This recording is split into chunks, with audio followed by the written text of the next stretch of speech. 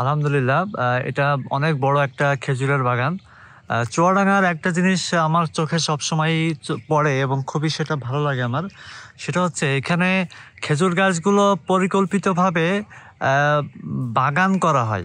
এখানে বড় বড় জমিতে, যেমন অন্যান্য অঞ্চলে বিভিন্ন গাছের বাগান করা হয়, কোনো জায়গায় মেহগনির বাগান, বিভিন্ন গাছের বিভিন্ন বাগান করা হয়।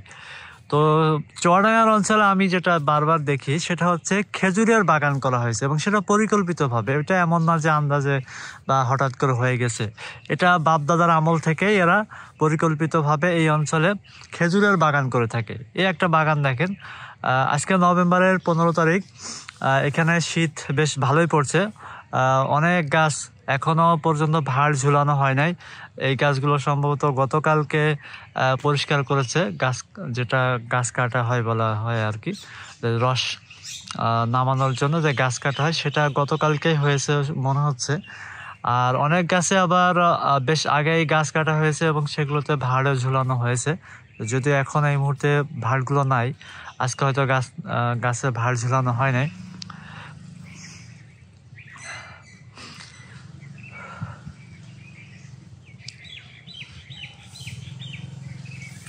তো এখানকার আরেকটা বিষয় হচ্ছে, বাপদাদারা যখন বড় বড় বাগান করেছে, ঠিক একইভাবে তার পরের প্রজন্মরা কিন্তু বাগান করাতে পিছিয়ে নাই। যেমন আপনি বড় বড় বাগানগুলোর নিচে দেখবেন যে আরো হচ্ছে ছোট চারা গাছগুলোও কিন্তু তৈরি হচ্ছে। এটা হচ্ছে খেজুর গাছের ছোট চারা গাছ। তো এই চারা গাছগুলো মানে একদম শুরু থেকে প্রায় 5-6 বছর বয়স হওয়ার পরে চারা গাছ থেকে রস সংগ্রহ করা শুরু হয় সাধারণত। যেমন দেখেন এখানে একটা চারা গাছ, আবার এখানে একটু বড় গাছ, আবার পুরো বাগানটাই তো অনেক বড় একটা বাগান।